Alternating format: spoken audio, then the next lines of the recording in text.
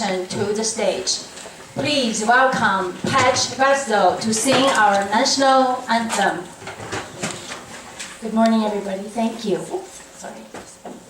I wanted to dedicate this to my son. His wedding reception is tonight, and he proudly serves for the U.S. Navy. So thank you so much to all of you, and for respecting the flag for the people who lay down their lives for it.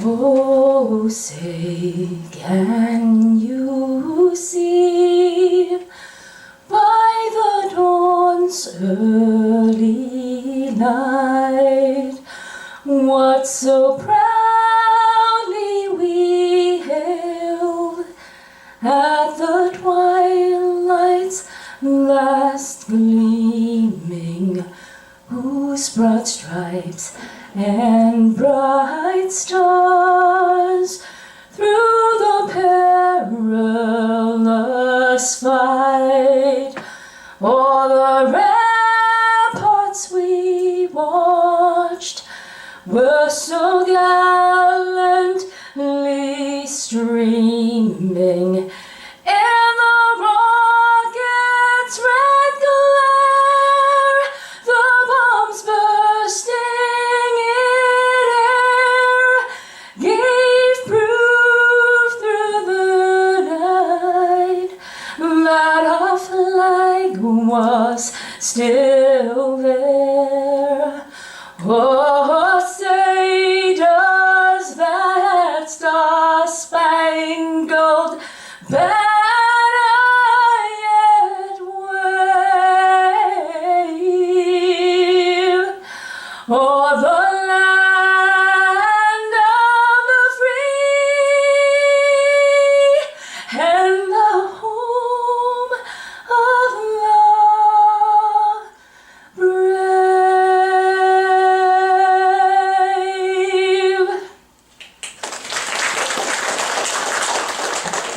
Thank you very much. That's a beautiful voice. Can we give her another round of applause, please? I am especially touched that you're still here, even though your son's wedding is tonight. Thank you so much. Are you guys excited? All right, I am. We have great speakers lined up, but before we start, I would like to mention a couple of housekeeping rules. The rules are so long, I have to use my phone. So first of all, please mute your phone. And second of all, because our schedule are fully packed, if a session doesn't have a Q&A answer session, please hold your question until break time or reception. We will have a couple raffle drawings thanks to our great sponsors. And the drawing time will be 12:15, 1:30, and 3:30. And you have to be present to win. And also, you all get your lunch ticket, and that ticket is your pass to get a lunch. And if you don't have a ticket, and you should have one, please ask the registration desk. And if you don't have a ticket, you may have only coffee for free. And please make sure to not leave any trash on the desk when you leave. So now, enough of housekeeping rules. Please welcome Vincent Wang, the chair of APAPA Ohio, and Yumin Yan, the president of APAPA Ohio.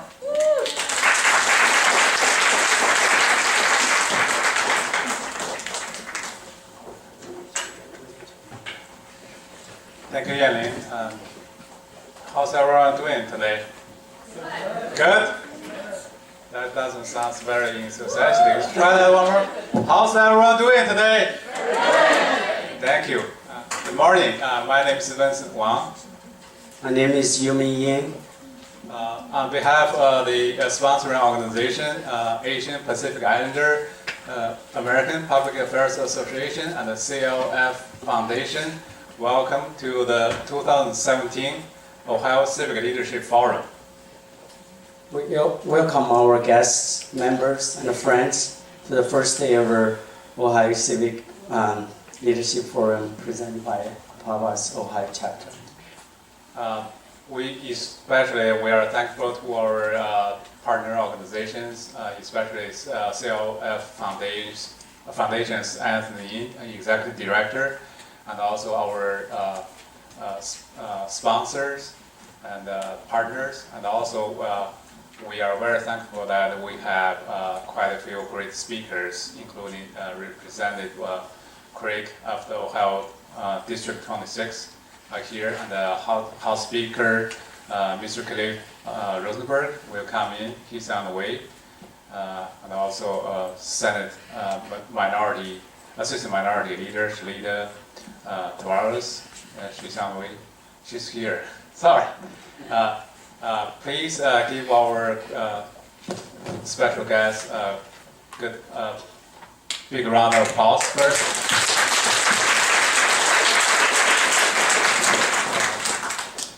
And also, as we can see before, among the Asian Pacific Islander Americans, because of all kinds of different reasons, we are kind of more reserved in the society in terms of participating civic affairs and other affairs. And but we do see that this morning, weekend, everybody can get up early and come here. And please give yourself a big round of applause.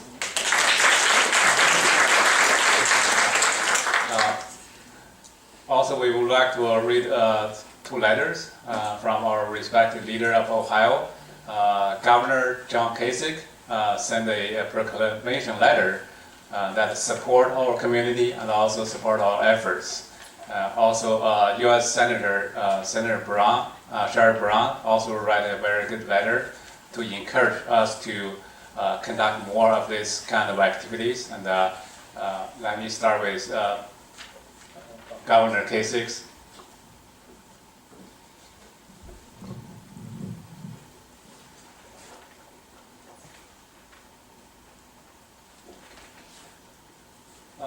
In the name and by the authority of the state of Ohio, John Kasich and Mayor Taylor, Governor and the Lieutenant Governor of Ohio, do hereby officially recognize 2017 Ohio Civic Leadership Forum. On behalf of the state of Ohio, we welcome all those attending the 2017 Ohio Civic Leadership Forum hosted by the Asian Pacific Islander American Public Affairs Association. Civic engagement is crucial to the continued success of our state and our nation. And we encourage each and every attendee to use this forum to exchange ideas and make valuable connections while fostering the growth of the Asian Pacific Islander community. We commend the Asian Pacific Islander American Public Affairs Association for sponsoring this event, and we extend our best wishes for a memorable Civic Leadership Forum. On this 21st day of October 2017, John Kasich, Governor, Mayor Taylor, Lieutenant Governor. Thank you.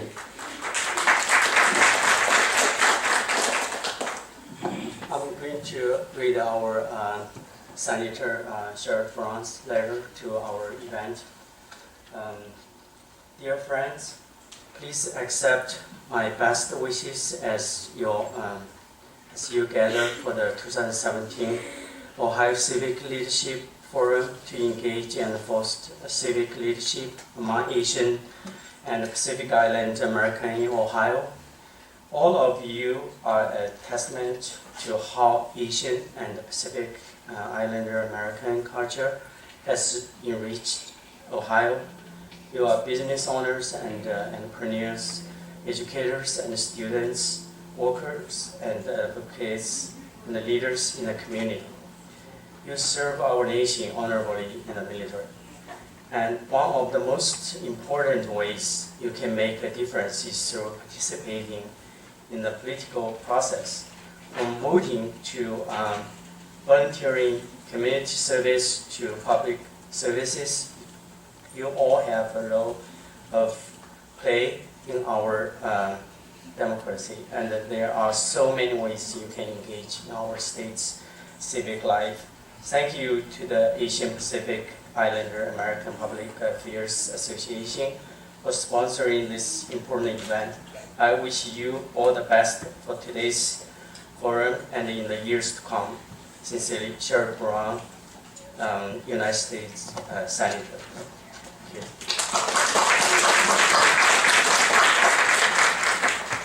Do you want to talk about the home?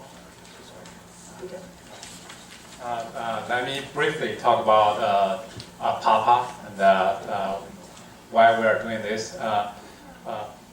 APAPA stands for Asian Pacific Islander American Public Affairs Association. It has a very sharp focus on the mission. Its focus is to encourage and empower Asian Pacific Islander Americans in this country, to encourage everyone to get involved in public affairs, get to know what's going on in the mainstream society, get assimilated into society and be part of the family, be proud of being a citizen of this country. So the main goal is to utilize all this awareness and excitement. We can unite together as a community and work with all community society members, participating in civil affairs. There are 3 items we are focusing on. One is we hope to encourage our community to get educated and also identify the leaders who are willing to step up to become an elected official or become an appointed official. That is part of the civic leadership program. And in the meantime, we place a lot of focus on youth leadership. We have a youth leadership program. We want to utilize that to help cultivate the interest and also the enthusiasm of community service and civic service. Also, we would like to provide, in general, youth service and community service to our community as well. Yumi is going to talk briefly about APAPA, Ohio, how we started and what have been doing in the past few months. As you know, APAPA, as you know or may not know, APAPA Ohio is very young, but we already achieved a lot. I have a very long list of what we already did. I'm going to go very quickly through what we did. In May 2017, 3 of our leaders went to California to APAPA headquarters to learn from our APAPA community there, and also planning to open an Ohio chapter for APAPA to introduce their experience to Ohio. And in June 2017, APAPA Ohio started to create our presence in social media, in Facebook, Twitter, and also Chinese social media, WeChat, and we have a group of people from all over Ohio join us. And we also have a public platform, medium platform. We regularly publish our articles, generate over like 2,000 readers for most of the articles. In July 2017, APAPA Ohio teamed with Westlake Chinese Cultural Association and Ohio Chinese American Association to win a mini grant from ACE Network, supported by Code Foundation. And we are going to create a team for civic engagement, voter registration, and voter education and election awareness. In August 2017, APAPA Ohio worked with National API Organization to organize Asian Youth Summit in Chicago.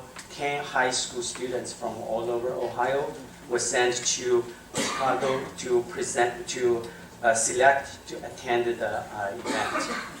In September 2017, APAPA Ohio organized a series of college admission seminars, Road to Harvard, one in Akron and one in Dublin.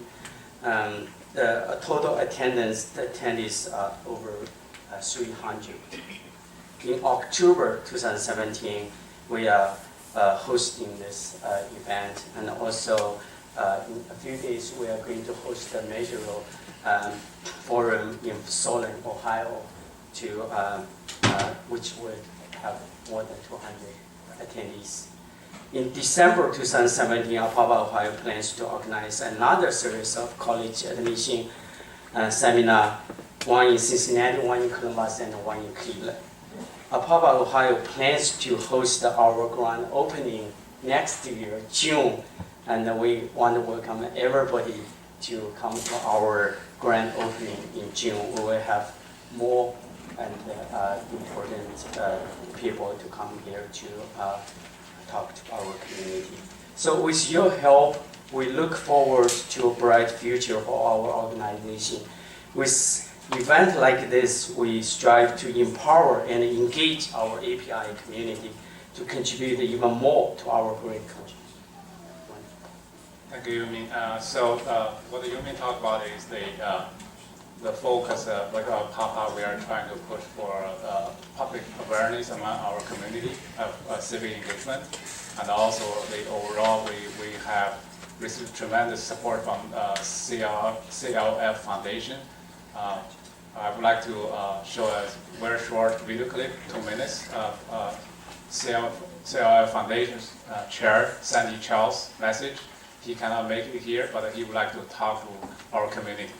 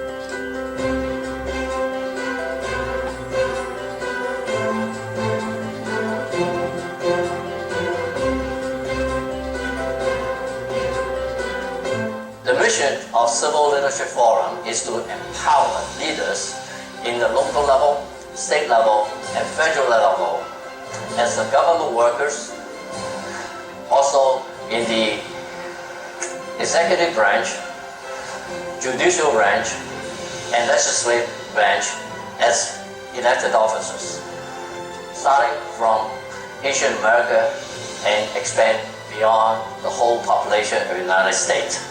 We would like to have a great United States of America.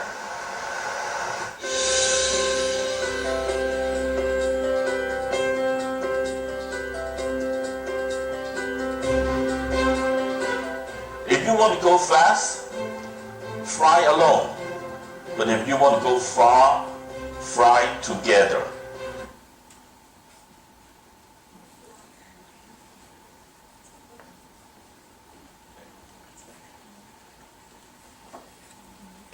Let's give Sandy and Anthony a big round of applause.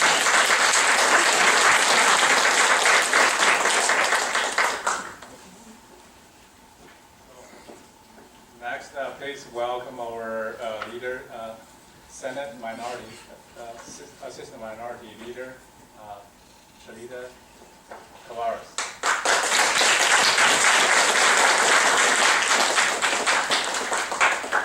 Thank you very much, Mr. Wang, Mr. Wong and Mr. Yen. Thank you both very, very much, and thank you for giving us a history of this dynamic organization. Although young, has already established itself in the state of Ohio. I first want to welcome everyone to the 15th Senate District, which I believe is the best district in the state of Ohio. You are home to The Ohio State University and certainly many, many other attractions. But as the state senator for the 15th district, I am very, very proud of the diversity of this district. And for me, diversity is what is best about Ohio, what is best about America. And certainly having a growing Asian and Pacific Islander population in the state of Ohio is very, very important to me specifically, but to our great state as a whole. We are stronger together. And as was stated, we go further together.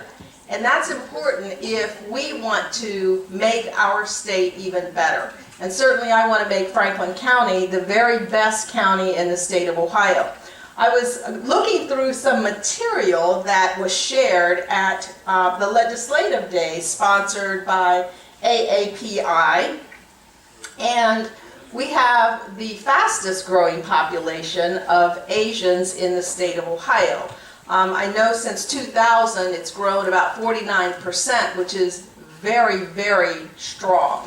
And that's important for all of us to know, but especially those that are interested in running for office or becoming appointed officials on boards and commissions, that you represent a perspectives, multiple perspectives as various Asian populations, and those perspectives should be shared throughout state government, throughout the state of Ohio. And to the young people who are here, we are founded on a representative government. A representative government means we want everyone's voice at the table. That's why it's important to be involved civically so that your voice is at the table no matter what table it is. Whether it's a board, whether it's a commission, whether it's an elective office or an appointed office, the voice is important because you're bringing the voice of your people, various populations to the table so that what we are doing is best for everyone. That's why it's important to be civically involved. That's why it's important for Asian American and Pacific Islanders to be involved in elective office because, again, we want to see those numbers grow. As a representative of a racial minority, I want to see the numbers grow of all racial and ethnic minorities in the state of Ohio, in the country as a whole.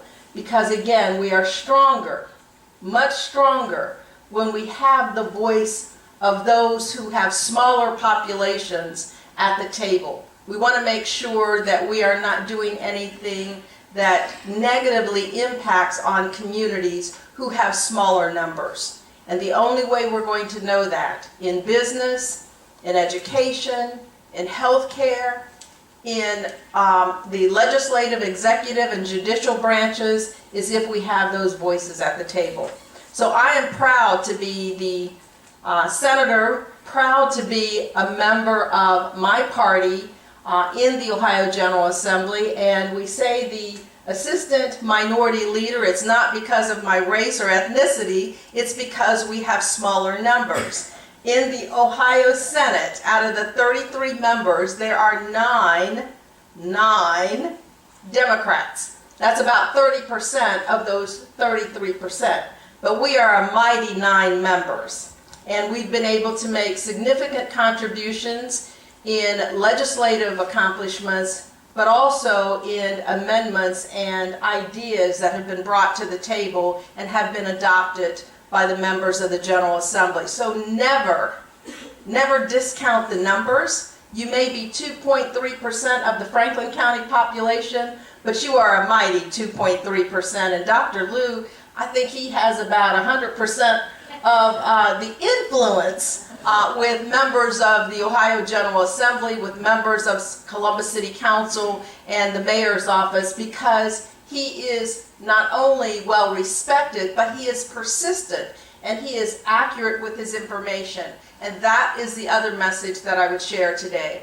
Get to know those individuals in leadership, start to spread your influence, and be the voice that people come to get information. Because you want to be the person that folks call on, or persons. We want multiple people to be engaged in what's going on so that elected officials, appointed officials, leaders within our community are reaching out and you're reaching in. With that, I'm going to close my comments, and I want to congratulate you. You've done a wonderful job within a short period of time, and keep pressing on, because power concedes nothing without a demand. It never has, and it never shall. That's a quote from Frederick Douglass. We want you to be persistent and lift up the issues of the Asian American and Pacific Islander community. God bless you.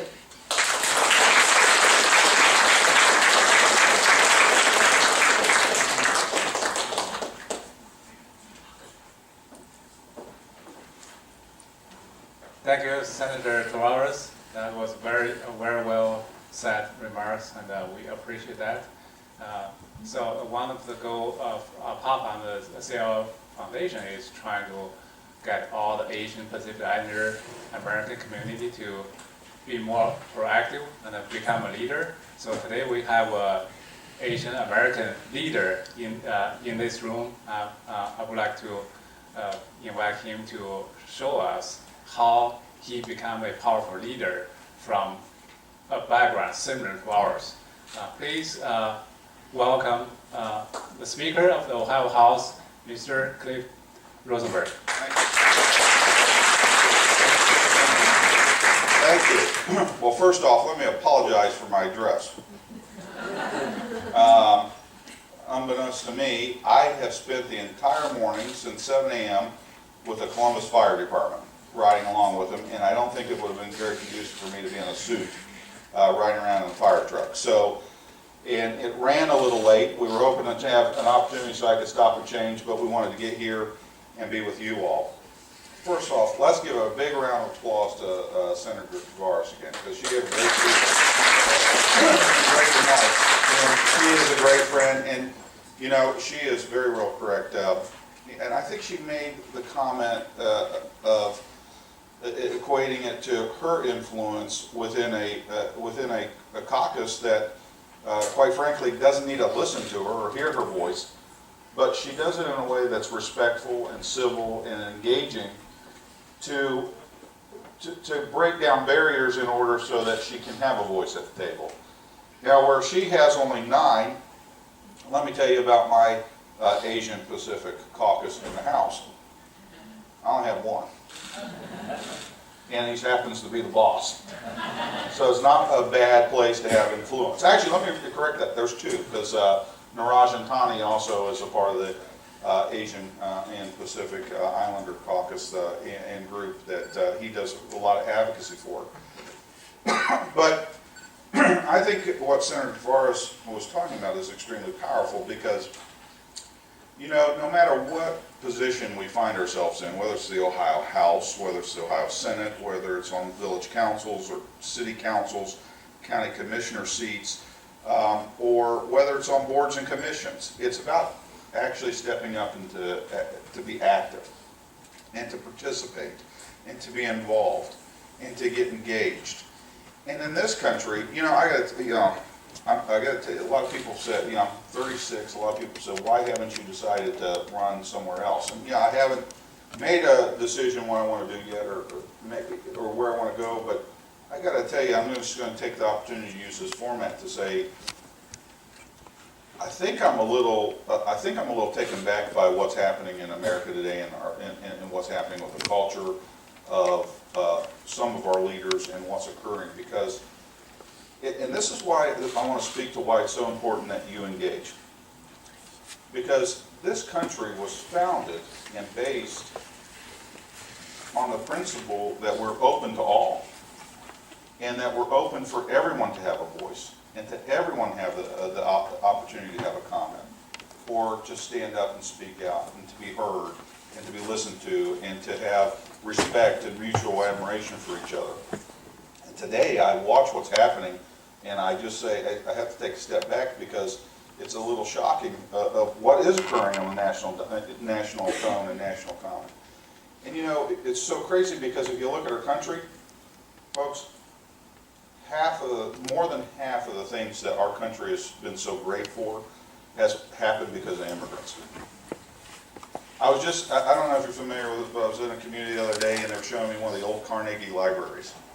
Well, I tell you, but Andrew Carnegie, who was one of the best steel magnates in the world, was not born in the United States of America. He was an immigrant.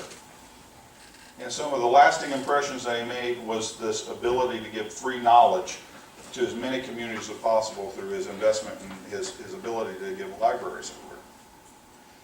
That's why I think this is more important than ever, and these conversations are important, and for the fact that you're actually sitting here and engaging, is because right now more than ever, you have to help be a part of the conversation and the dialect to bring civility back to what we're doing. The fact that, you know, Senator Tavares, I can guarantee you, neither of us agree on several areas, of probably policy differences, but that does not make her a bad person, and it doesn't make me a bad person.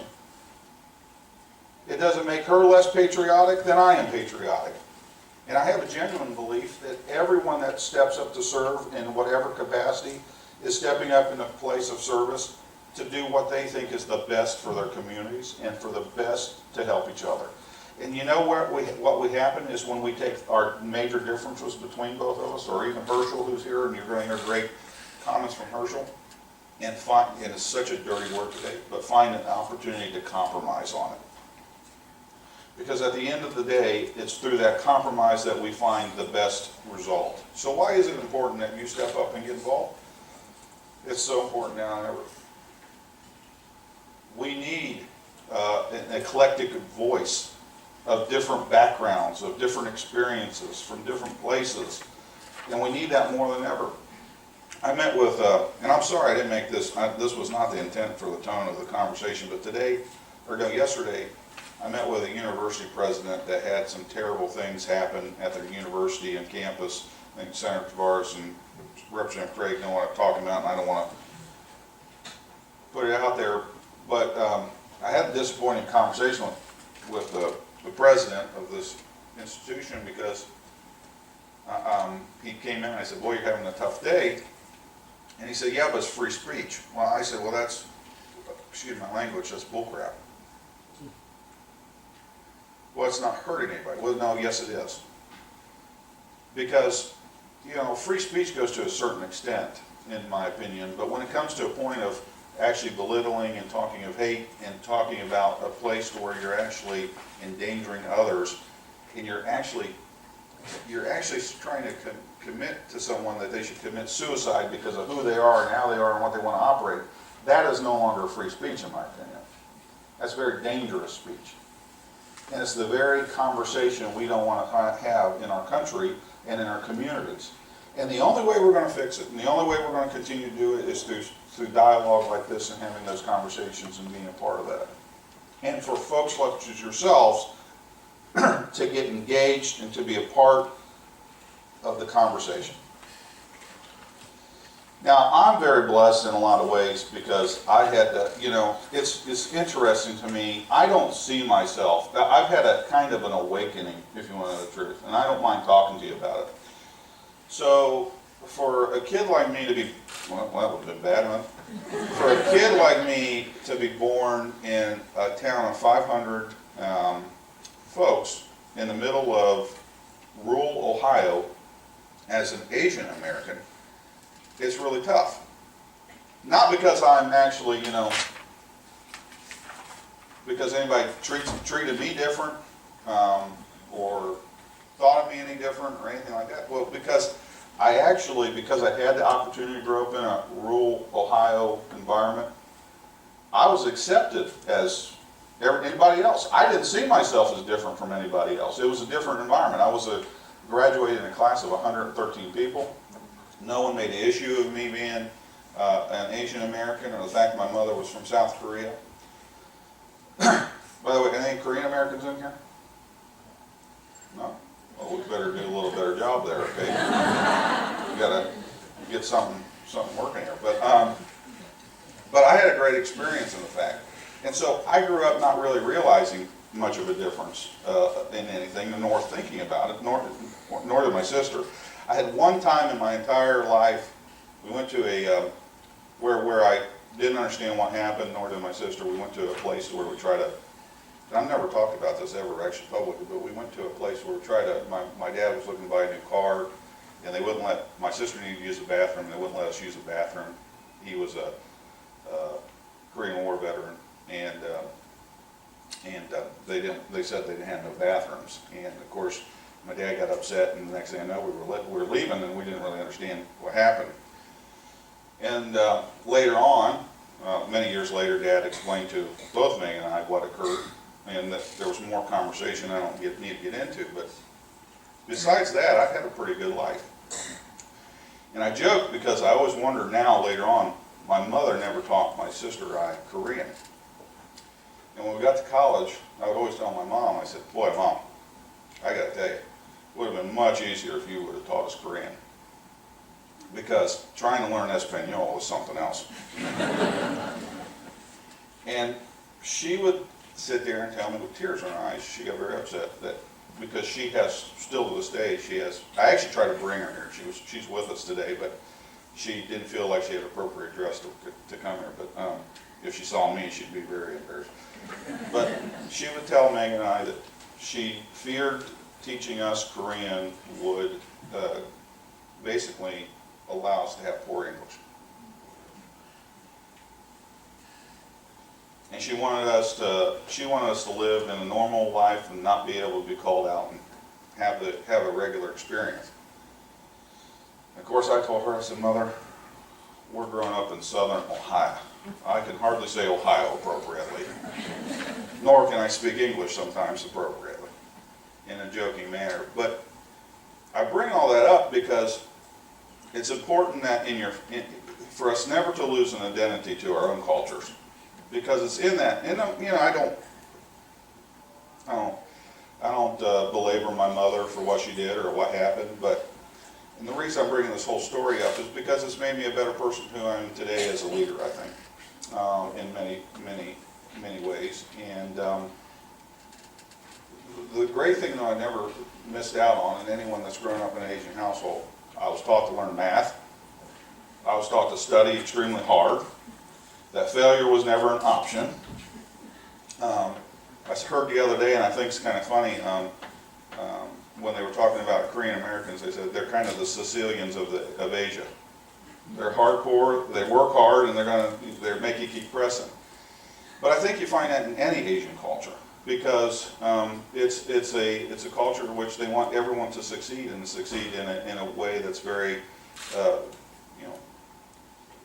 think, enlightening to their kids, and want to make sure that they give everything they can. And I think that's a big part of what's helped me continue to push forward. And it's also been a big part of when somebody tries to tell me no, I never accept it as an answer and keep pushing. But my inference to all that I'm talking about is it's important to talk about our cultures, and it's important to talk about our heritage, because it strengthens the character, as what Senator Tavares was talking about, of our country. It strengthens the character of the democracy that we have, and it strengthens our institutions, which need it so much today, because I got to tell you, our institutions are falling apart. I don't know if Senator Tavares sees this, or even Herschel sees this as Speaker of the House. In a short amount of time, I have experienced a period of time to which I got to tell you, I am concerned for the institution of the Ohio House and the institution of the Ohio Legislature and where it's going. I'm concerned to watch polarizing figures come into our General Assembly that are single subject, issue oriented folks that want no conversation, nor do they have any problem with making statements that can ruin somebody else's life. And that is entirely problematic of our system today.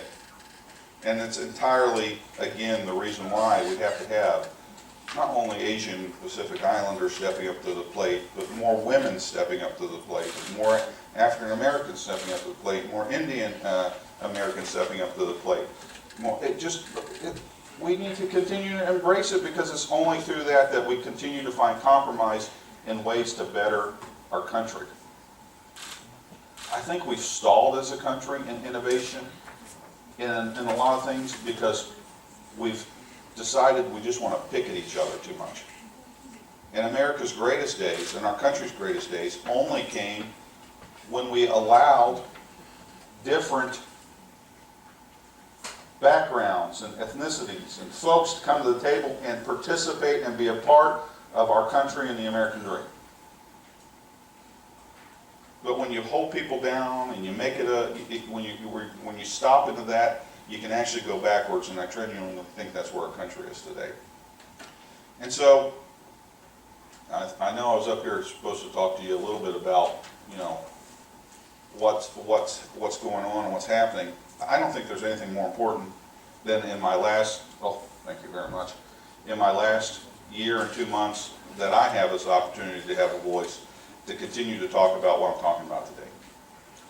And I hope you take that to heart, and I hope you take that to a position in which you guys will step up and participate more and be an active voice.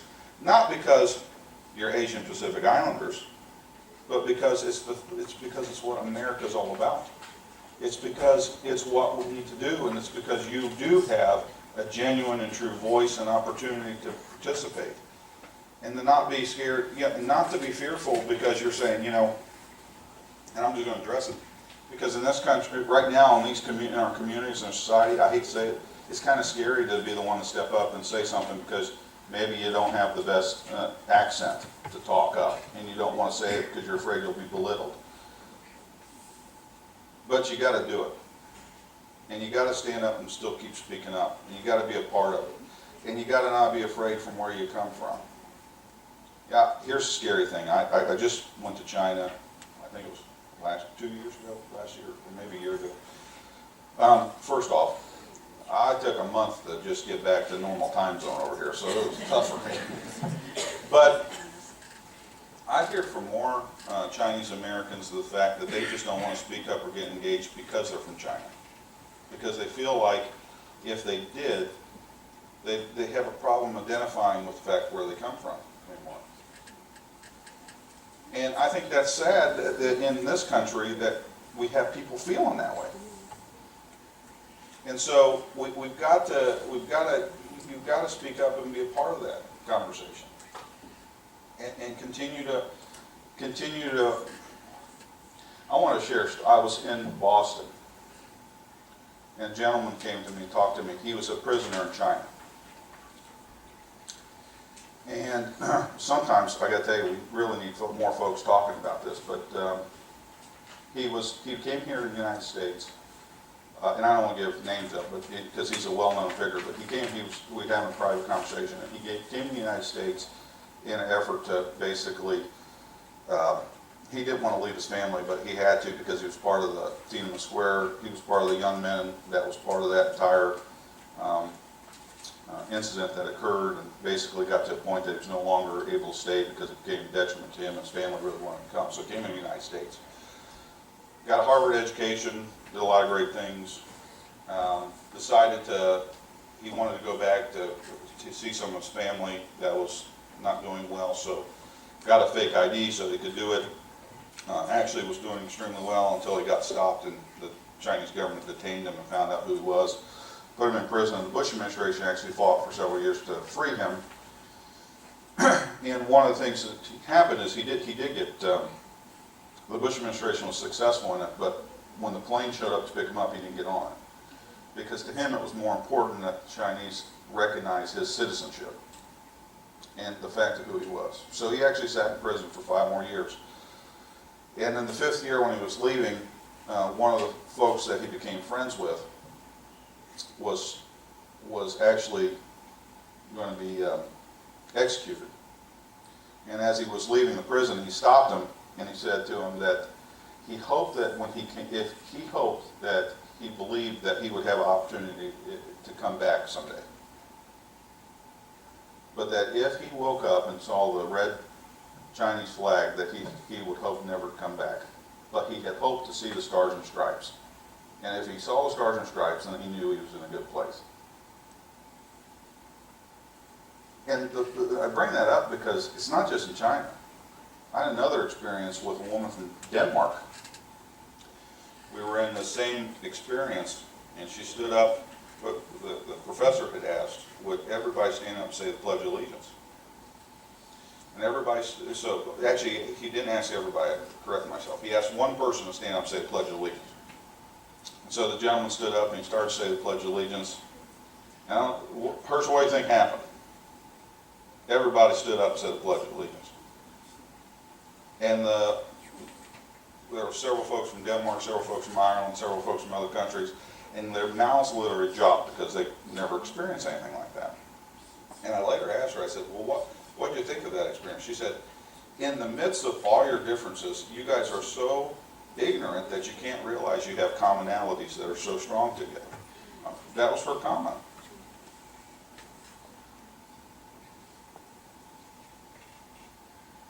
And it's very true. And I don't know why I told you to share these stories. My point to it is, I'm afraid for our country. I'm starting to become afraid for our state and the way that our polarization continues to expand. That only changes with more folks stepping up to the plate to be a part of it, and more folks that are part of different backgrounds, and stepping up and saying, quite frankly, stop placating people. Don't do it because you're a Republican or you're a Democrat, or because a leader in your Democrat Party or Republican Party are saying that and you feel like you got to get on board, because I can tell you I'm going to stop. I just can't do it anymore. You need to start stepping up and take the country back, and the only way you're going to do it is by leading by example, doing it because you have a true heart to want to serve the public, that you want to continue to bring people together, and whatever you do, when they continue to try to knock us down or anybody down, continue to just take the high road and be an example, and continue to persevere. And if you lose, you lose. But come back and try it again. And be involved, and be a spokesman, and be engaged, and be a part of it. And that's the only way we're going to make the biggest impact. And all in all, we do need a lot more Asian Pacific Islanders involved. But I got to tell you, we need a lot of other people involved too. And so, engage, be a part of it, get to know your leaders. Senator DeVos had one of the most, I think her speech actually is what kind of kicked me in a gear to want to talk a little bit about it, because she is a great person, a wonderful friend, and believe it or not, somebody somewhere will come back to me and say, I can't believe you said that. That's true. Fred Strayhorn is one of my best friends. I can say that and I love him. But I will tell you that Fred has struggles in the fact that I would say that in public.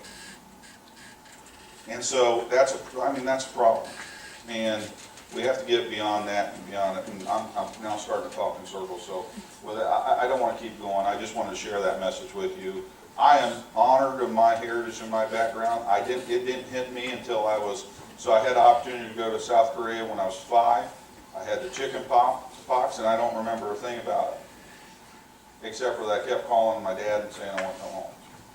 But then, almost 28 years later, 3 years ago, 4 years ago, wow, time's flying. I had an opportunity to go back to Korea as an adult and see my grandmother for the first time, who I thought, she remembers a little kid with a lot of hair that was a heck of a lot more skinnier. And she was unfortunately dying, and she couldn't see any longer. And I don't know how she would have known I was there, but it's amazing. I remember going in the room and her grabbing my hand and actually trying to speak for the first time. And my aunts had said that that's the most movement that she had ever had. And I have a firm belief she knew we were there. It's kind of amazing. But I had an opportunity to think about her a little bit, and then really attach myself to the culture to the point that I've really engaged more than I ever have. And I'm not embarrassed to say to people, I have this deep belief and love for not only the United States of America, but South Korea. And it has totally changed because I didn't know it for a long period of time. My mother never really taught us a lot, nor did she tell us get into too much. Here, come to find out, my mother's family is part of the former royal family of Korea. I always joke that it would have been cool if I could be Duke of Seoul, but that's never going to happen. But you know, it's made me better because of that opportunity, and it's made me better because of that experience. And now I engage constantly with the Council General of Korea and talk with them quite frequently.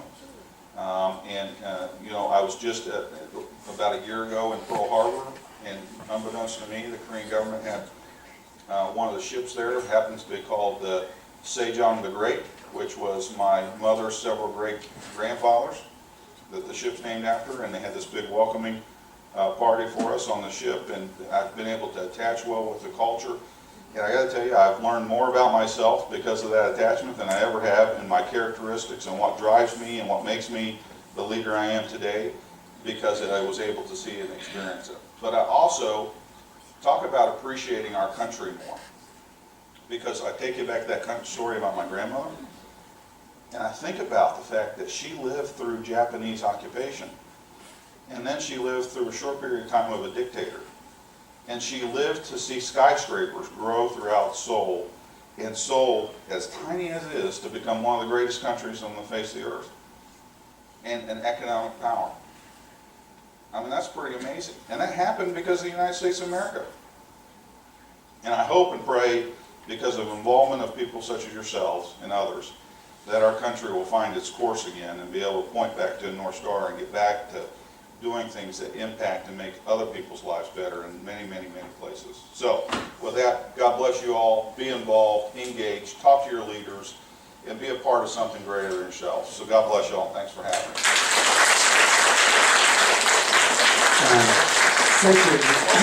Thank you, Speaker Rosenberg. Before Vincent introduces the next speaker, I want to point out we do have another Korean American speaker coming in, Michael Bian. Great. He's going to be here in the afternoon. Okay.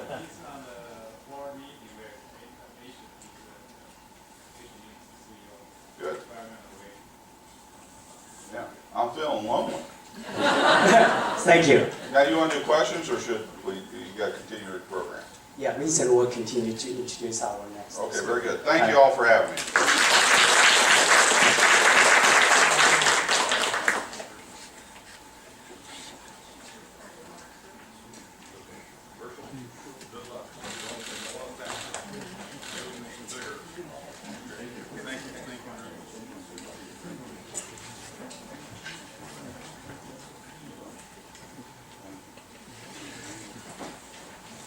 What do you think? Can I give a big round of applause to Speaker Rosenberg again? Thank you. Yeah, what he said was very touching, and we need to think hard and work hard, and think about how we can participate more.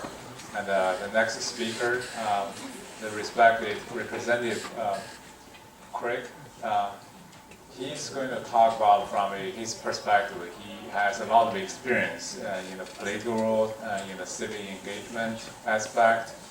Why it matters, why we need to do it, why we need to do it now. Please welcome Representative Percival Craig.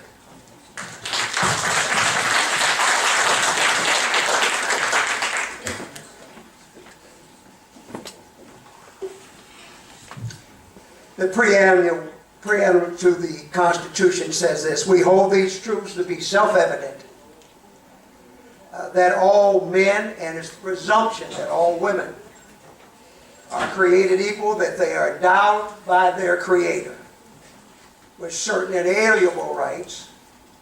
Among them are life, liberty, and the pursuit of happiness.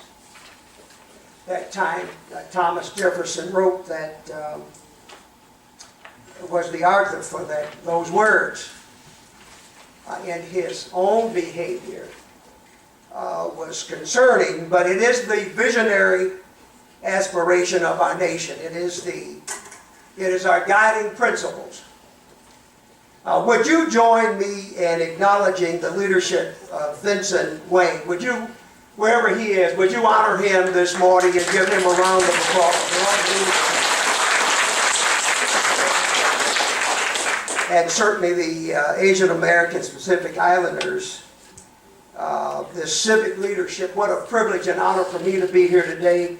I certainly need to recognize Senator Tavares, and it's true. The speaker's words were valid and truthful.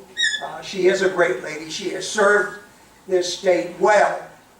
And certainly to Speaker Rosenberger, what a privilege and honor to be on the speaking engagement with him. Certainly to Dr. Liu. Dr. Liu, we love you. Truly love you, and we appreciate you. And all of you, thank you for the privilege of having me here today. President Barack Obama has been quoted as saying the most important position in a democracy is that of citizen.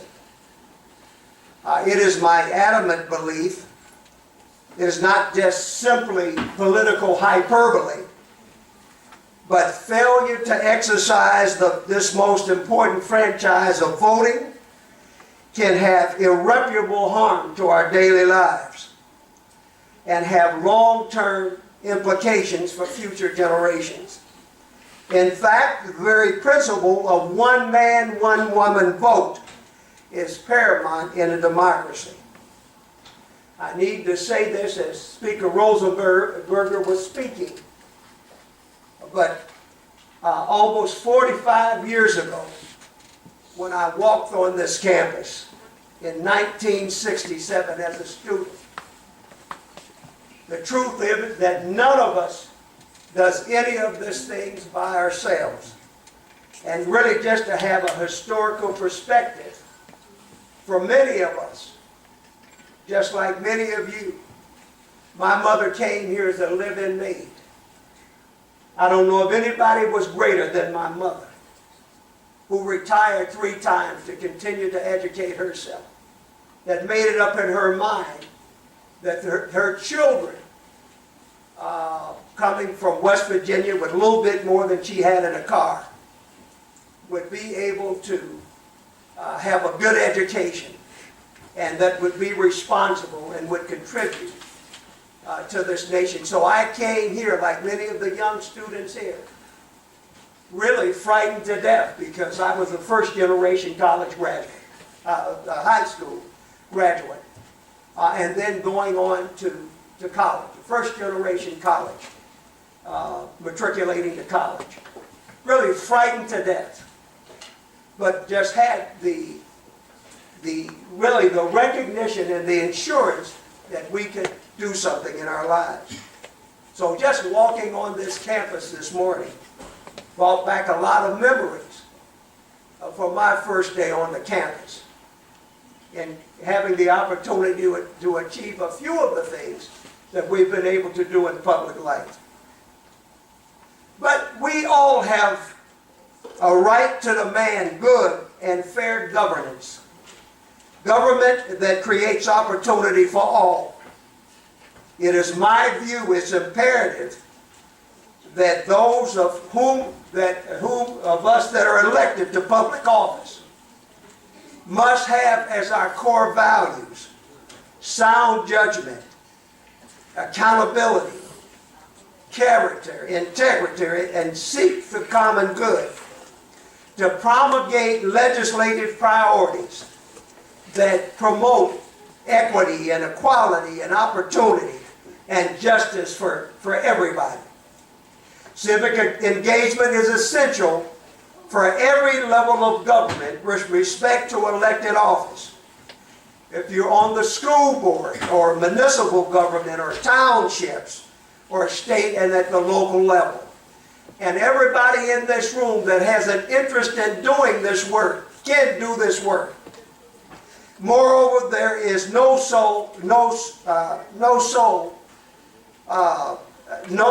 call off-year elections. The truth is, every election is important and has critical implication for our lives. And for a democracy to be fully realized, is up to each of us, not to be spectators in this system, but that we become fully engaged in this electoral process. With respect to Asian Americans, Pacific Islanders, elected officials, you already saw it on the screen. There are currently nearly 24 elected officials at the federal level and in the U.S. Congress, and many more serving at the state and local levels. Your civic engagement plays a significant role in their successful elections. And moreover, that's altogether the reason that your activism and advocacy must continue to be pervasive, persistent, and enduring to ensure opportunity for others seeking to serve and make a difference in our nation. But what we must continue to do, all of us, is seek to build coalitions and collaborations around the common good and common interest. Senator Boyce already lifted the words of Frederick Douglass, and I kind of looked at her because that's part of my comments. Let me put the full context and the weight on what he had to say. There is no struggle, there is no progress. Those who profess to favor freedom and yet deprecate agitation are men who want crops without plowing up the ground. They want rain without thunder and lightning. They want the ocean without the awful roar of the many waters. This struggle may be a moral one or it may be a physical one. But it may be moral and physical, but it must be a struggle. Power concedes nothing without a demand. It never has and it never will. From my perspective, it is the pluralism and diversity that continues to make our nation the greatest nation on the planet. And so your involvement is critical. And it's already been said, like the African Americans and other ethnic groups, is vital to the continued success of our nation. Well, as I close, the road to equality is a struggle and is often fragile. But I am convinced we can get there together. It is plurimus unus, out of many one. And so as I leave you this morning, I always quote the words of Dr. Benjamin Elijah Mays, who was the mentor to Dr. Martin Luther King Jr., and he said this: I only have a minute, only 60 seconds in it. Forced upon me, can't refuse it. Didn't seek it, didn't choose it. But it's up to me to use it. I must suffer if I lose it. Give account if I abuse it.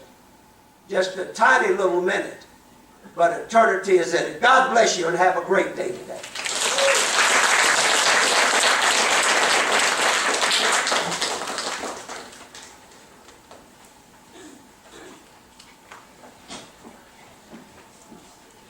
Thank you so much, Representative Craig.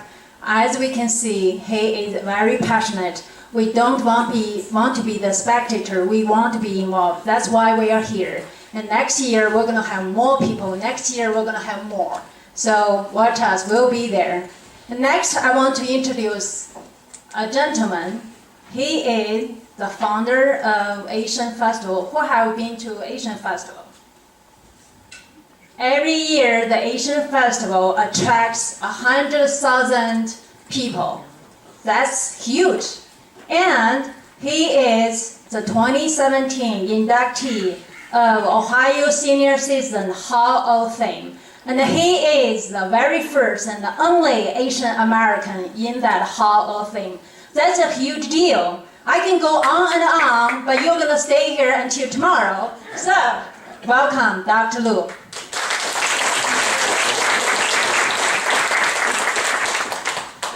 Thank you so much. Thank you for inviting me to speak in such an important forum. This is the first time ever with this Civic Leadership Forum in Ohio. Thanks for the leadership of Vincent Wang, of Yu Ming Ying, of Qiu Hong, of Zhang Xiaolian, and Melissa there. In fact, on October 21st, 2010, 7 years ago, exactly 7 years ago, I organized an Asian Leadership Summit in Franklin Park. I did organize that for 3 years and then stopped. I'm so glad to see this is continuing, and with the new leadership, with the APAPA of Ohio chapter. I also want to thank my dear friend, Senator Sarita Tavares and Herschel Gray. They are really my dear friends, and to do whatever we ask them to do. And even the last second, I asked you to join us, and they just are so obligated, and I'm so grateful. Thank you so much.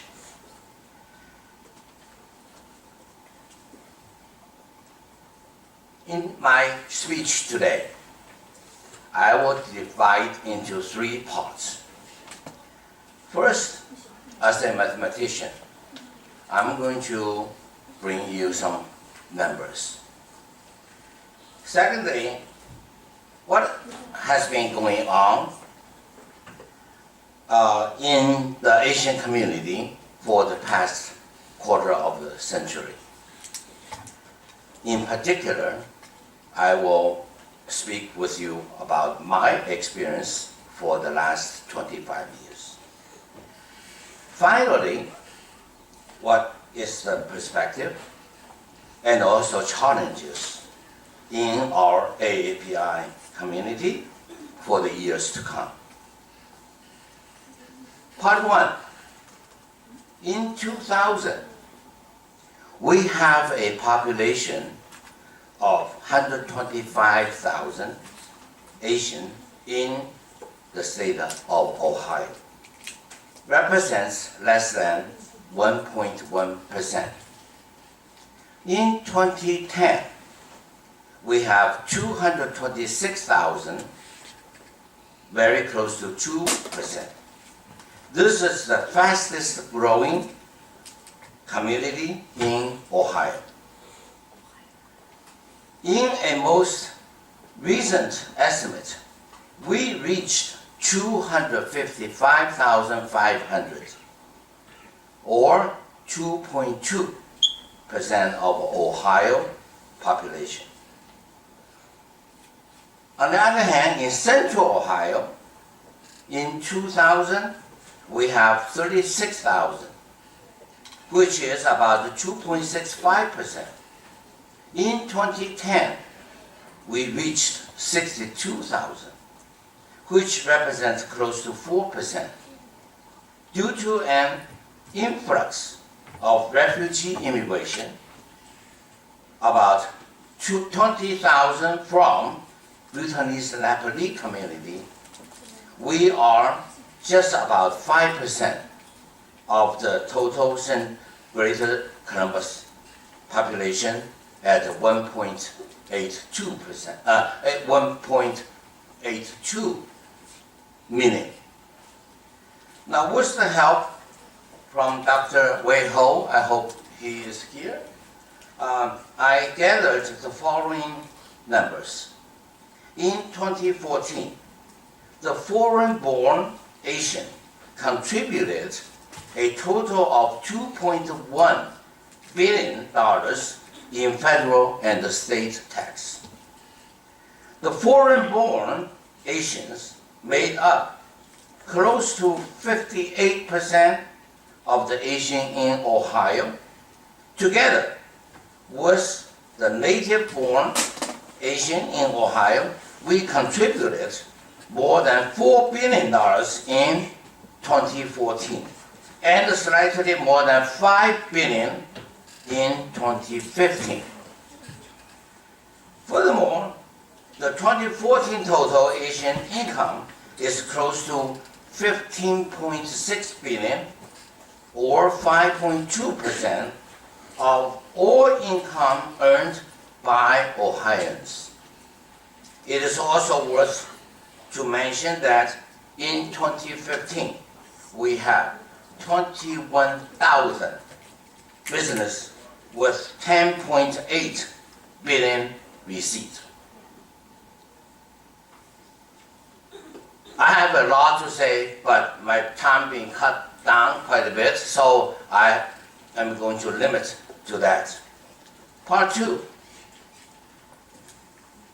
I don't have time to list all Asian community grassroots organizations in Ohio today.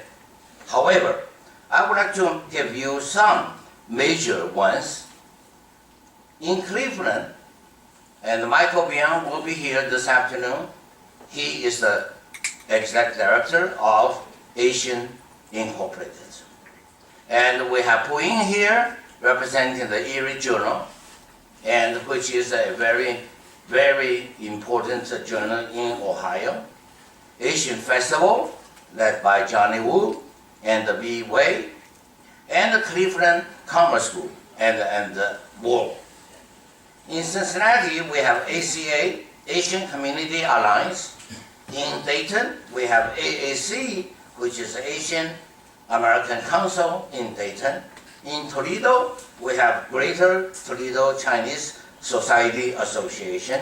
In Columbus, of course, we have AACS, Asian American Community Services, led by Cassie Chan, and Kako, and we have Louis Mark here, Louis, and he is involved deeply with Kako, and which is Chinese American Association of Central Ohio, and led by Philip Chan and Louis Mark and Henry Chow. And we have ASCG led by Sean, Raja, Joy Combs, Shaheen, Raman, and of course Asian Festival, Coraminos, and Manju Sankarapa, and the 3 Chinese language schools, Korean language school, Japanese language school. And we have also Costco, Filipino Association in Central Ohio, JASCO, Japanese, and Kako, Korean, and the BNCC, that is Bhutanese, Nepalese in Central Ohio. Many temples, but I cannot list them all. And statewide, we have OAAHC and OAAPIAC. These 2 organizations I'll mention a little bit later. Now, I will devote most of my time to speak about myself, to reveal the community development growth in Central Ohio as well as in Ohio. I came to this country in 1961. After I got my degree at Berkeley in 1967, by the way, that is the time of the free speech movement, and which period of time impact my life totally. I started my teaching career in Ohio from that autumn. I was in the midst of a long, successful, and rewarding career as a math professor at OSU. On the other hand, I found myself itching to do more in life. That is, to find fulfillment in helping others beyond the students in my classroom every day. I knew I had both the drive and ability to make a difference, and I wanted to contribute to the community while remaining rooted in my Asian heritage. So, in 1983, I worked with a group of Chinese Americans to found the socially oriented organization, the Chinese American Association of Central Ohio, which is Kako. This was the birth of my career in the field of community services. For the next decade, I was actively involved in various activities, projects, and leadership role within CACO and beyond. My passion for community service, specifically around the Asian community, steadily mounted over the years. In fact, I was labeled as a doer at that time. In October of 1993, I was approached by a group of physicians in the hopes of establishing a free language barrier clinic. Although it was quickly apparent that there were extraordinary obstacles to overcome in order to make this a reality. The most significant event that came out of my exploration of this endeavor was my meeting with staff members of Life Care Alliance. Today we have Roy Mang here from Life Care Alliance. I'm so glad to see her. I was so impressed with this non-profit organization, which provides health services and food delivery to seniors. They produce at least 4,000 meals per day to be delivered to seniors household by volunteers. It really inspired me to formulate and initiate my idea around a meal program for Asian senior citizens. The concept involved gathering the seniors to have a hot, nutritious meal in a restaurant setting and also provide them with the opportunity to socialize with each other. This idea was approved by Life Care Alliance almost immediately. Thus, the Asian Meal Program was launched on February 5th of 1994 with the support from Life Care Alliance. The logistics and complexities to get this operation off the ground and running successfully was immense. Eventually, Life Care Alliance came to realize how much work was involved to keep this program running while recognizing the enthusiasm of those participants of this program. So, it eventually made the decision to help me by paying for a transportation company to provide services for those seniors in need. The impact of this program has been ever bigger, even than I had hoped for. More than 4,000 members have benefited from it as of today. We have expanded the program from 1 day a week to 5 days a week and serving more than 300 meals per week. Because of the success of the meal program, I had the opportunity to know a lot of the leaders within the Asian community in Central Ohio. In June of 1994, I founded Asian American Community Service Council, abbreviated was ACSC, and was elected as the president.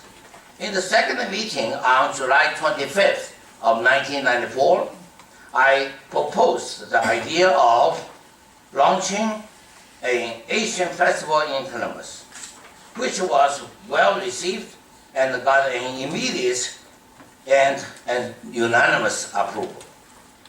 Two visions: showcase the Asian culture and heritage to the general public.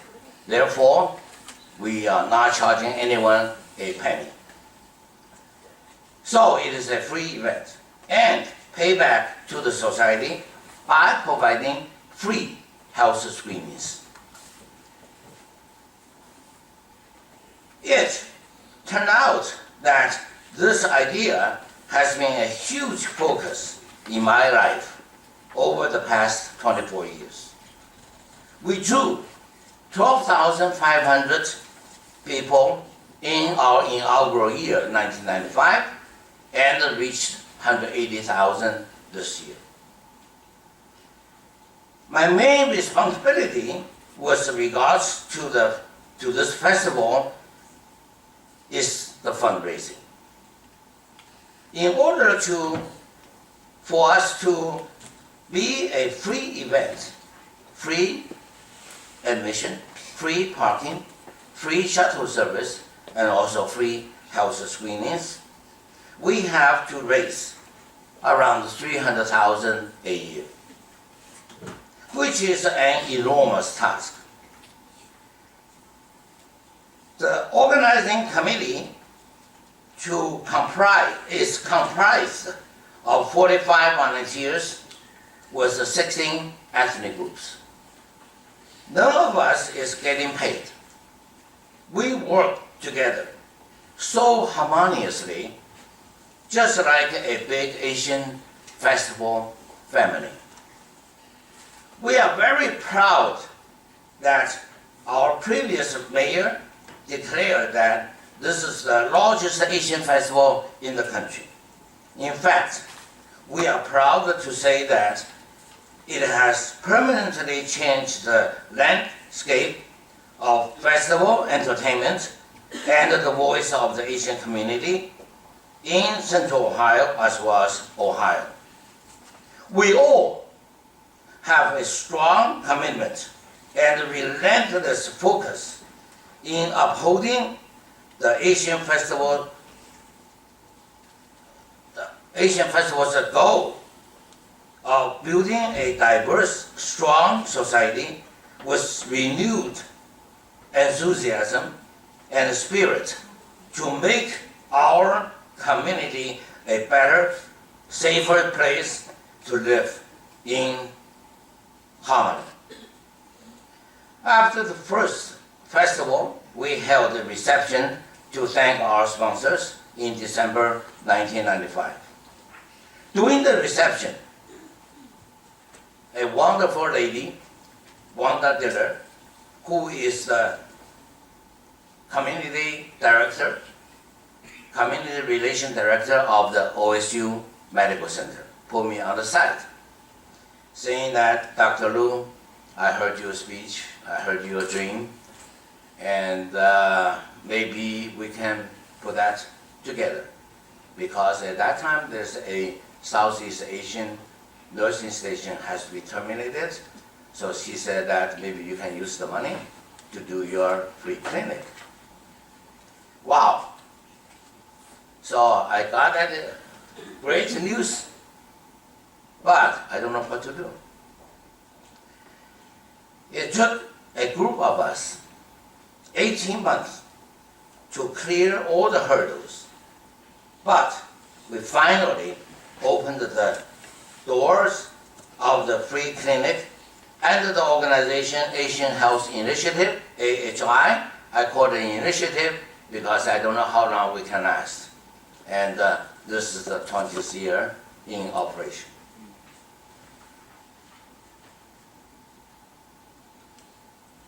We serve more than 400 people per year, and which is extremely important in our community, in my opinion, because at the Asian Festival, we screen so many people, and with abnormality of their screenings, and what we do with them.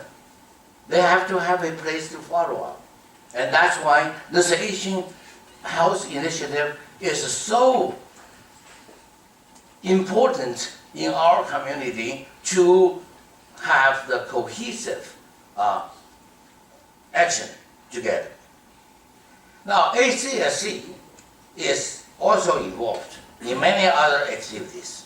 In 1997, we started a mammogram service for Asian women in Central Ohio. In 1999, I felt that a statewide Asian coalition needed to be formed.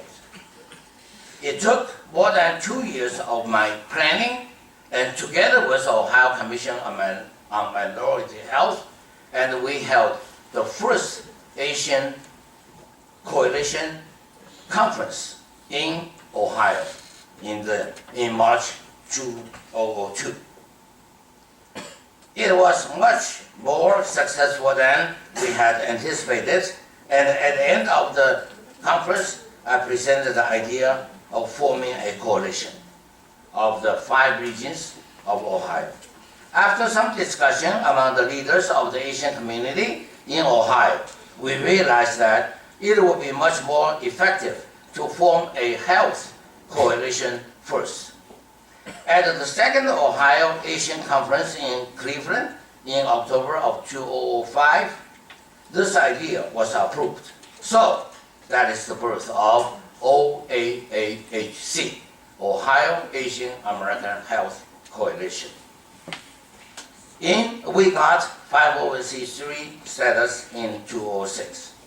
Hepatitis B, domestic violence with mental health, diabetes with obesity, smoking cessation are our top priorities for the projects of OAAHC. In fact, we are very successful in hepatitis B, and we even expand our horizon, not only to help the Asian community, but also to the African-born community as well. In 2003, ACSC launched a major statewide dental prevention pilot project. Actually, Joseph was my executive director at that time. And it was supported by Ohio Health Department. Starting from 2009, was a collaborative effort. We organized the Asian Legislative Day in June. We just held the 7th one a couple of weeks ago. These activities are so important to put us on the radar screens for the legislators. We are assembling 300 to 400 people statewide to join us in the atrium of the State House. Another project I have been working on is to establish an Asian Advisory Council for the state of Ohio. I started in 2005. That was because a fundraising effort for Strickland to run for the governor. And then we got the idea that Governor Strickland wanted us to form such an advisory council.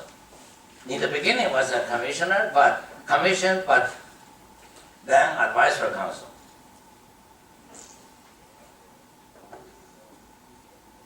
It took 5 years, long time, major effort. Finally, in April 2010, we formed Ohio Asian American Pacific Islander Advisory Council, at that time under Governor Strickland, now under Governor Casey. We produced a very substantial report at the end of 2010.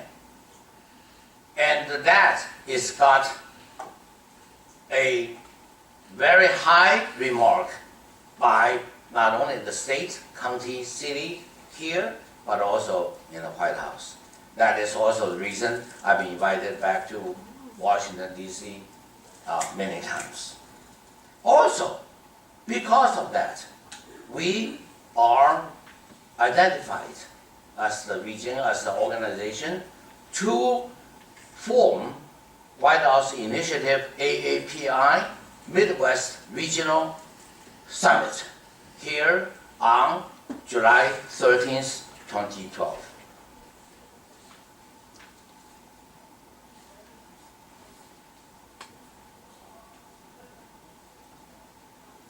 I consider this advisory council a landmark project of my life, because not only we are in the position to set our foot in the state government, but also establish a two-way communication system with them. So we not only can disseminate all the government information to the grassroots Asian communities, but also collect all the information from the community organizations and prioritize them, write into report, and send to the state government. In this advisory council, we have 4 committees: health, mental health, civil rights, immigration, art, cultural education, and economic development. This is the reason that we can really be proud of ourselves, and finally, our dream has been accomplished. Also, in 2010, this is a minor point, through the connection with Cho Hong, I got connected with a writer. His name is Neil Wheaton. Out of his interview of 400 people nationwide, I was one of the final 25 being selected into his book. The reason I bring this up, this book's name is The Gift of Wisdom, published in 2012. In this book, I made one thing clear, that is my failure to identify someone to succeed early. Only 3 criteria. This is the reason I'm bringing this up. I'm hoping to get someone in the audience to help me to succeed. 3 criteria: no monetary return, no fame, with a big heart. One last thing to mention is that in 2011, with the approval from the Asian Festival Board, I proposed to our previous mayor, Michael Coleman, that we would like to establish an Asian history exhibit for celebrating Columbus bicentennial. This beautiful exhibit is serving the purpose that not only we recorded our history in Central Ohio for the past 150 years, but also made it clear, black and white, that how much contributions we made for the growth of Columbus. In fact, we can view the, we also have a byproduct, the Chinese history exhibit. I don't know whether it is exhibited here or not. Finally, let me get into my part 3, perspective and the challenge. In summary, what has been most rewarding to me for what we've accomplished? 1, to see that the needs and the achievements of the Asian community are now being recognized within the community and the government at every level. 2, to be a part of collaboration amongst the myriad of Asian communities and ethnic groups. Most of us realize what can be accomplished when people are working together toward a shared vision. Promote Asian image. 3, to understand and appropriate how many individuals have benefited from the services and the opportunities that our program have provided. Knowing that my efforts have impacted this positive change for the community fuels my desire to continue in the pursuit of my dreams. My next one, certainly I'm hoping to establish an Asian town in Central Ohio. Finally, what are the challenges we are facing? From my experience in the past 25 years, I'm very glad to see that we are growing. We establish a lot of Asian organizations. We do have a lot of activities in compared with the Asian activities 25 years ago, which basically was 0, and among us. This is a tremendous improvement. However, we do not communicate enough. We need more communication. We do not support each other enough.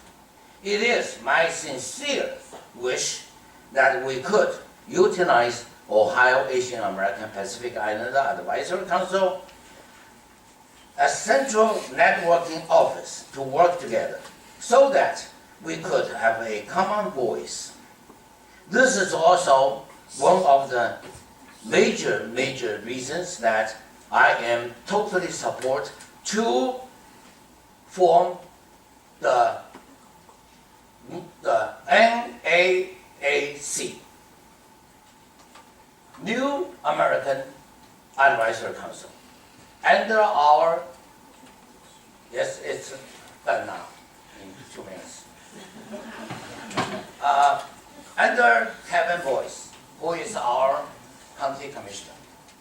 And it is very important. Now, let me tell you, our Asian population, 2.2 or 2.3%.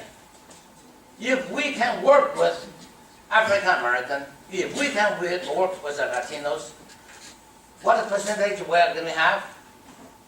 25 to 30%. That is the chunk, a block of the population, and we are going to work together. Secondly, voting issue. Voting is not only our right, it is also our responsibility. We have to let our voice known. On the other hand, we need to encourage younger generation, younger than me, of course, to enter the political arena. We need to encourage our children or grandchildren to participate in the political debate or enter such platform. Speaking of voting, our next election is just about 2 weeks away. I hope that all of you can be a part of this process. As you might know that we have a committee in OAAPIAC. We have 4 committees. I'm hoping all of you can contribute. Think about it, what we can do with this organization to help our community. And it is important to have your involvement. Human trafficking, etc., etc. We have a lot of other issues we need. I don't have time to name them. However, I want all of you to think about it. Thank you. Thank you very much for having me to share my thoughts.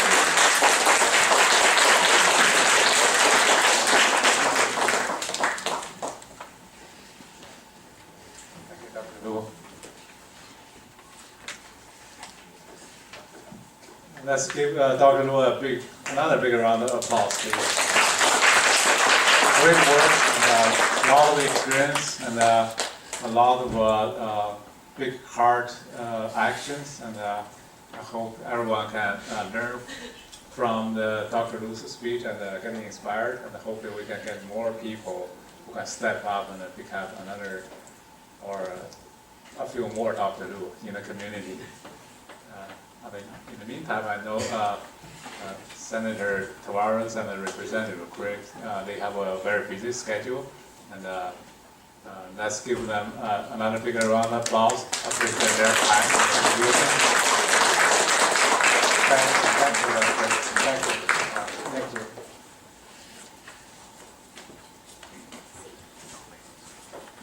And also thanks to Patch who sang the national anthem for us.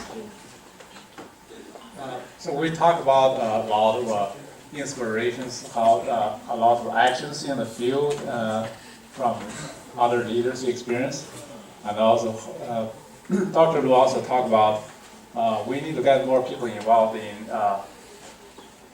get registered to vote and turn out to vote. Now we are very fortunate to have invited two experts talk about these aspects. The first one is our friend, Mr. Ed Leonard, who is the Franklin County Board of Elections Executive Director. He oversees a big staff, especially with the election coming up. It will be a peak of staff hours to prepare for that. And also we have invited a researcher, a scholar, Professor Herb Asher from Ohio State. He has done tremendous work, a lot of research and books published in terms of elections. Let's welcome them on stage and get us educated and tell us that what's the best way we can get involved.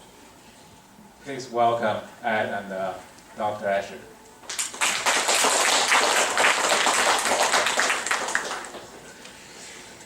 Well, I want to begin by thanking Vincent for that introduction and for the invitation to be here.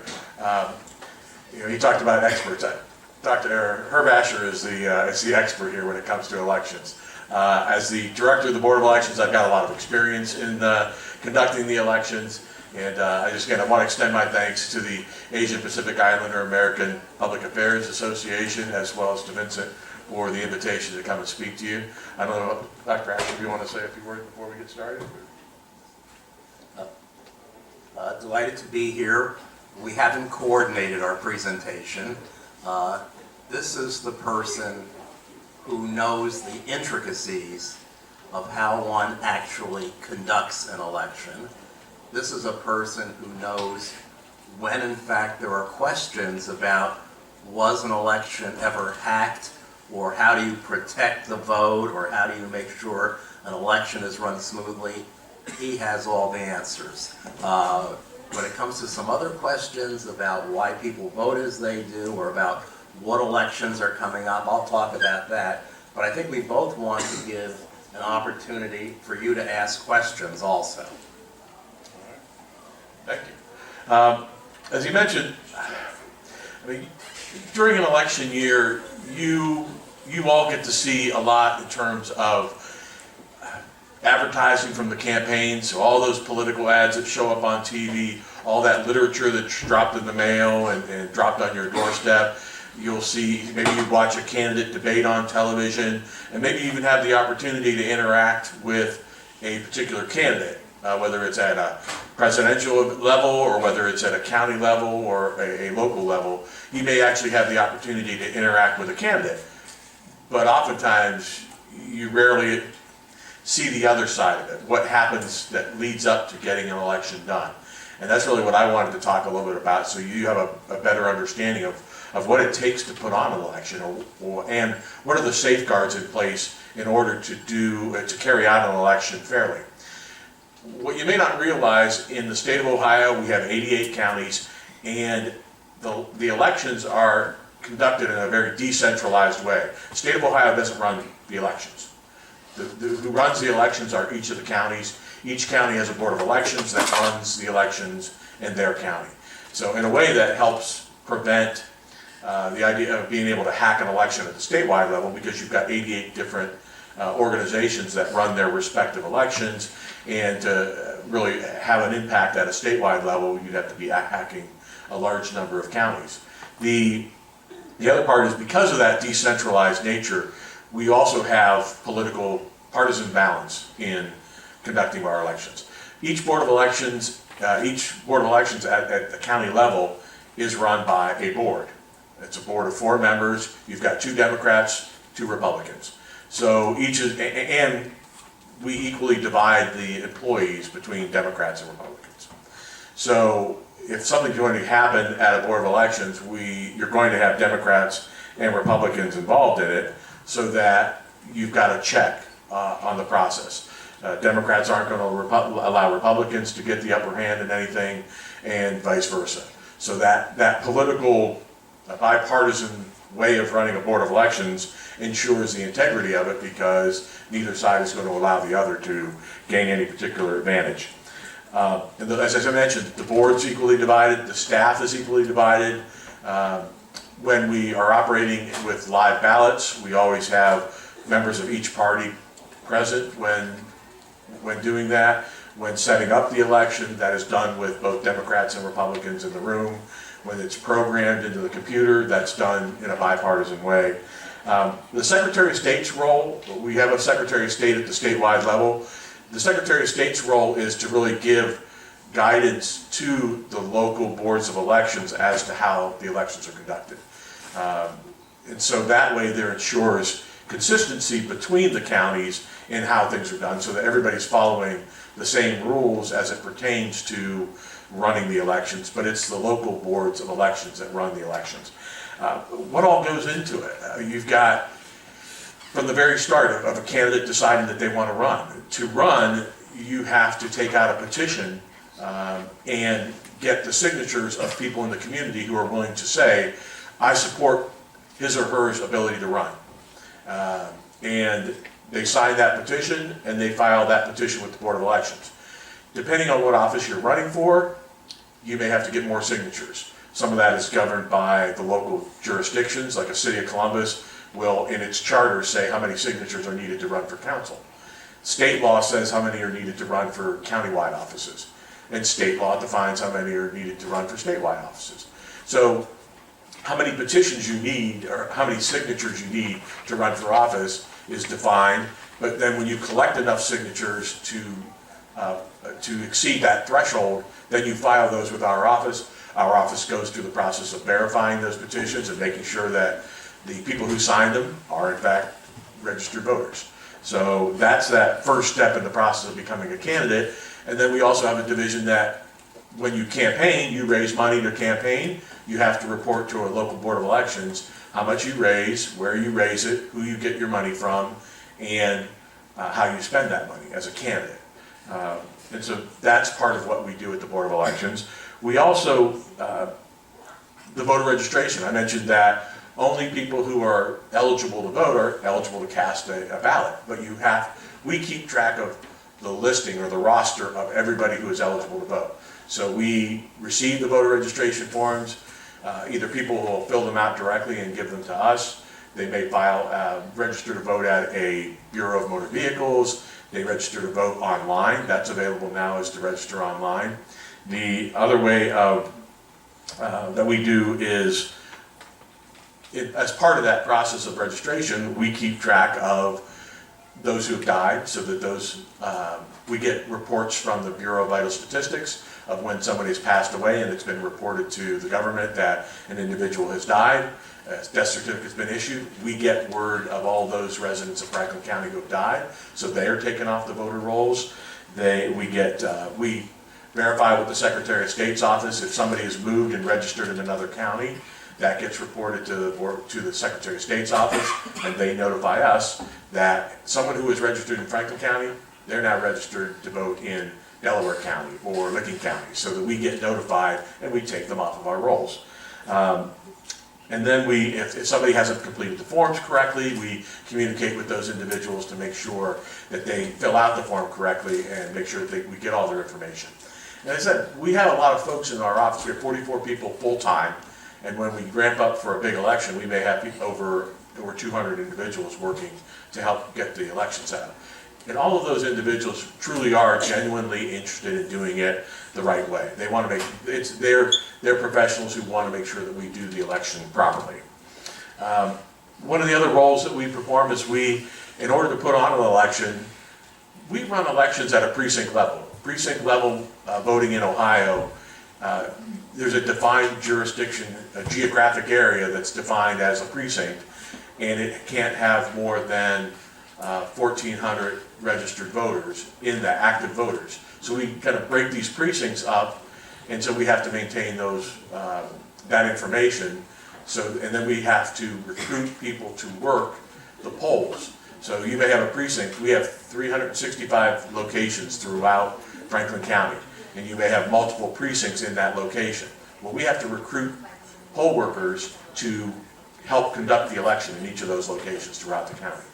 In a typical election year, we're talking about 4,000 plus people that have to be recruited, that have to be trained, that have to work that election day, and then we have to pay those individuals.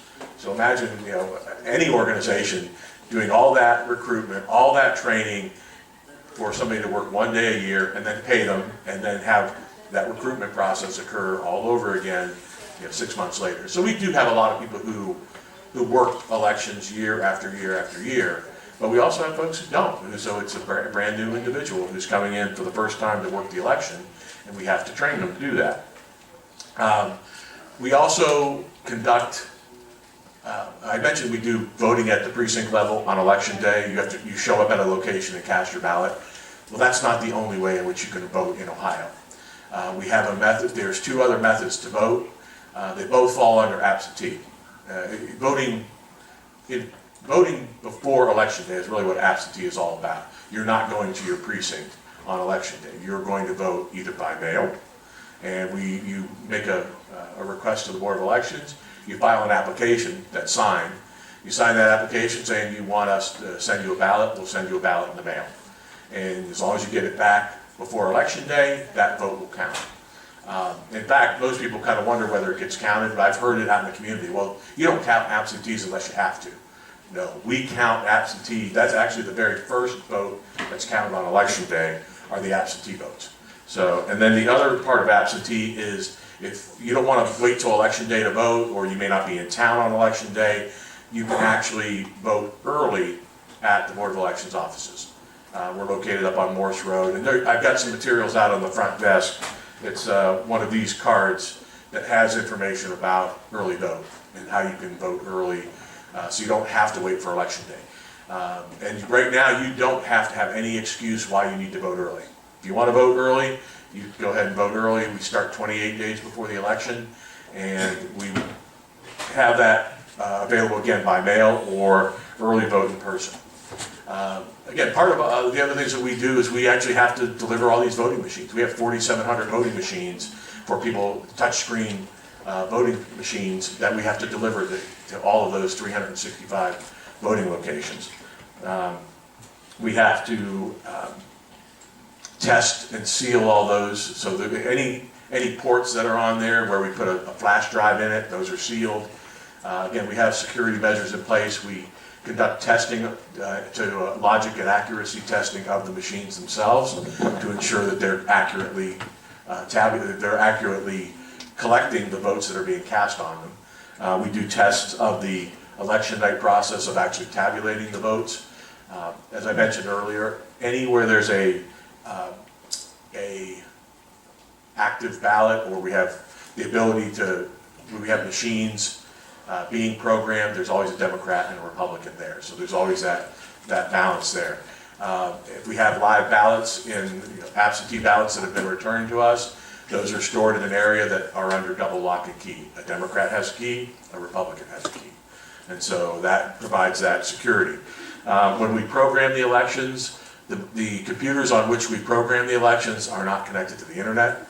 And so that's a security measure. They are networked to one another. You may have 4 computers that are networked to one another, but they're not connected to the wider countywide network. So they don't get email, they don't access the internet, so they can't be hacked because it's a self-contained system. So that helps prevent those. That's part of that security measure, along with the double locks and keys.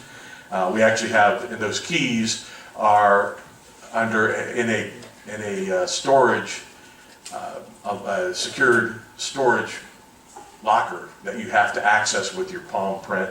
So you put in your code number. So you as an individual, if you have access to that key box, you punch in your code, you put your palm on the palm pad, and so it knows who actually accessed that key box and what key they entered.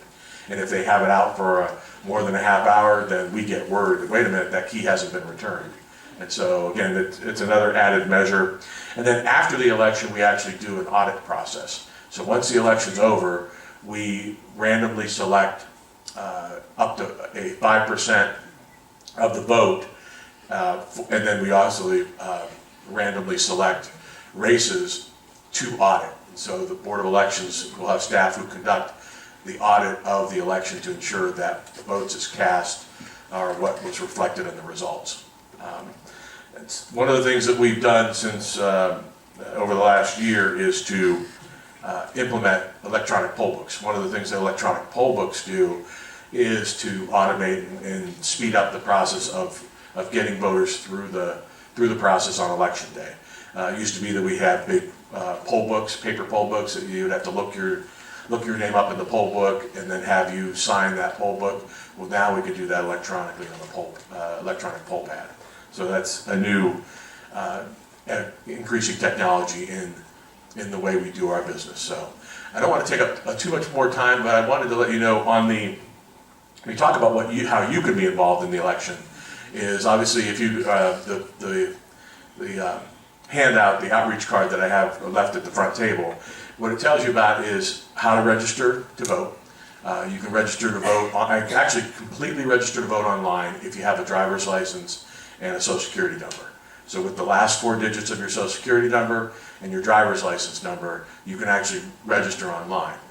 What the driver's license number allows us to do is, because we have to have a signature, but we grab the signature that you've given to the BMV when you signed for your driver's license. And so that's the way you can register online, even though you can't sign anything on your computer. You can update your registration, so if you're already a registered voter and you need to update your registration because you've moved either within the county or to another county, you can actually update that registration online as well. And it's myohiovotes.com is the website, but again, it's on this outreach card. One of the other things on the outreach card is what I mentioned about early vote. So it has all the information about how you can get an absentee application and vote by mail, or how you can vote in-person absentee by going to our offices at 1700 Morse Road.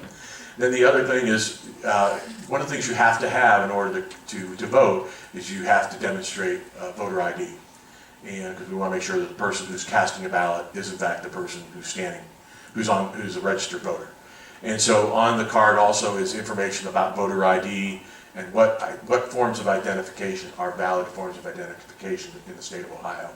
And then finally, the last piece that's on this outreach card is how to be a poll worker.